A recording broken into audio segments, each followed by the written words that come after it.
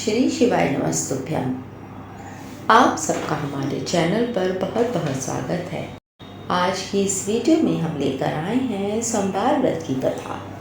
भक्तों, सोमवार के व्रत को लेकर मान्यता है कि इस व्रत को करने से भगवान शिव सभी मुरादों को जल्दी ही पूरा कर देते हैं। सोमवार का दिन भगवान शिव को समर्पित है, इसलिए इस दिन भगवान शिव की पूजा और व्रत करने का महत्व और भी अधिक बढ़ जाता है। कहा जाता है, देवों के देव महादेव बहुत ही भोले हैं, इसलिए उनका नाम भोलेनाथ भी है। भगवान शंकर को प्रसन्न करने के लिए किसी भी तरह की खास विशेष पूजन की आवश्यकता भी नहीं पड़ती, क्योंकि कहा जाता है कि वह तो भोले हैं और भक्त की मन से की गई क्षणिक मात्र की भक्ति से ही वह प्रसन्न हो जाते हैं।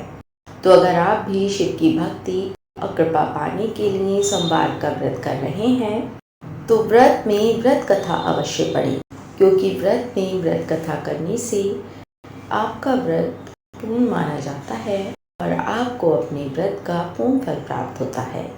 तो आइए शुरू करते हैं सोमवार व्रत की कथा। बोलिए गणेश भगवान की जय, शंकर भगवान की जय, माता पार्वती की जय। एक बार किसी नगर में एक साहूकार रहता था। उसके घर में धन की कोई कमी नहीं थी, लेकिन कोई संतान न होने के कारण वह बहुत दुखी था। संतान प्राप्ति के लिए वह हर सोमवार को व्रत रखता था और पूरी श्रद्धा के साथ शिव मंदिर जाकर भगवान शिव और माता पार्वती जी की पूजा किया करता था। उसके भक्ति भाव को देखकर एक दिन माँ पार्वती प्रसन्न होकर भगवान शिव से साहूकार की मनोकामना पूर्ण करने का निवेदन करने लगी। पार्वती जी के बार बार आग्रह करने पर भगवान शिव ने कहा कि हे पार्वती, ये संसार कर्म क्षेत्र है। इस संसार में हर प्राणी को उसके कर्मों का फल मिलता है और जिसके भाग्य में जो हो उसे भोगना ही पड़ता है। लेकिन पार्वती जी ने साहूकार की भक्ति देखकर उसकी मनोकामना पूर्ण करने की इच्छा व्यक्त की। माता पार्वती जी के बार बार आग्रह करने पर शिव जी ने साहूकार को पुत्र प्राप्ति का वरदान तो दिया, लेकिन उन्होंने बताया कि वह बालक 12 वर्ष तक ही जीवित रहेगा। माता पार्वती जी और भगवान शिव की बातचीत को साहूकार सुन रहा था, इसलिए उसे ना तो कुछ प्रसन्नता हुई और ना ही कुछ दुख हुआ। वह पहले की ही तरह शिव जी महाराज का व्रत पूजन करता रहा। कुछ समय के बाद साहूकार की पत्नी गर्भवती हुई और उसने एक पुत्र को जन्म दिया। जब वह बालक 11 वर्ष का हो गया तो उसे पढ़ने के लिए काशी जी भेज दिया गया। साहूकार ने पुत्र के मामा को बुलाकर उसे बहुत सा धन देते हुए कहा कि तुम इस बालक को काशी विद्या प्राप्ति के लिए ले जाओ। तुम लोग रास्ते में यज्ञ कराते जाना और ब्राह्मणों को भोजन दक्षिणा देते हुए जाना। दोनों मामा भांजे इसी तरह यज्ञ करते और ब्राह्मणों को दान दक्षिणा देते काशी नगरी निकल पड़ी। इस दौरान रात में एक नगर पड़ा जहां नगर के राजा की कन्या का विवाह था, लेकिन जिस राजकुमार से उसका विवाह होने वाला था वह एक आंख से काना था। राजकुमार के पिता ने अपने पुत्र के काना होने की बात को छिपाने के लिए सोचा कि क्यों ना साहूकार के पुत्र को दूल्हा बनाकर राजकुमारी से उसका विवाह करा दूं और विवाह के बाद इसको धन देकर विदा कर दूंगा और राजकुमारी को अपने नगर ले जाऊंगा। लड़के को दूल्हे के वस्त्र पहनाकर राजकुमारी से उसका विवाह करा दिया गया।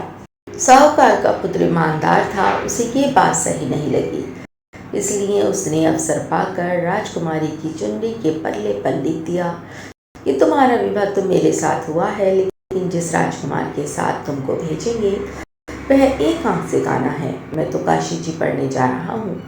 जब राजकुमारी ने अपनी चुन्नी पर लिखी हुई बातें पढ़ी तो उसने अपने माता पिता को ये बात बताई। राजा ने अपनी पुत्री को विदा नहीं किया, फिर बारात वापस चली गई। दूसरी ओर लड़का और उसका मामा काशी जी पहुंचे और वहां जाकर उन्होंने यज्ञ किया। जिस दिन लड़का 12 साल का हुआ उस दिन भी उन्होंने यज्ञ का आयोजन किया हुआ था। लड़के ने अपने मामा से कहा कि मेरी तबीयत कुछ ठीक नहीं है। मामा ने कहा तुम अंदर जाकर सो जाओ।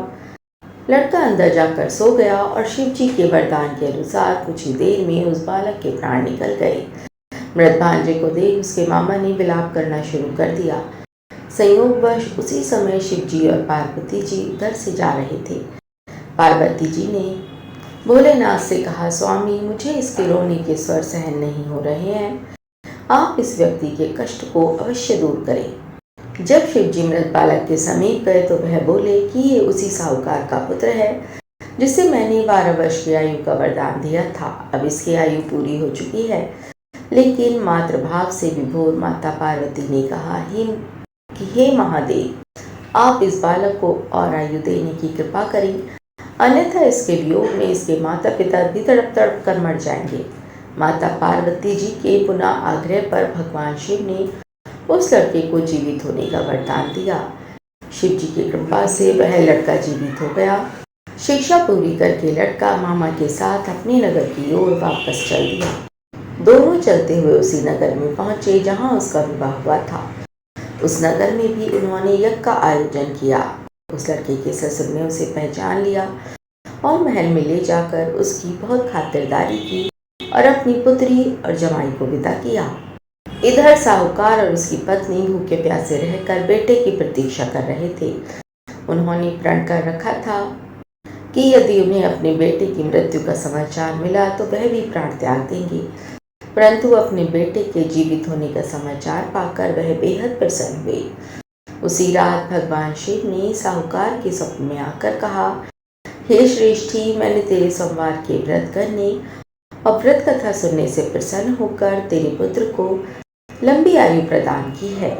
इसी प्रकार जो कोई सोमवार व्रत करता है या कथा सुनता है और पढ़ता है, उसके सभी दुख दूर होते हैं और सभी मनोकामनाएं पूर्ण होती हैं। बोलिए शंकर भगवान की जय, माता पार्वती की जय।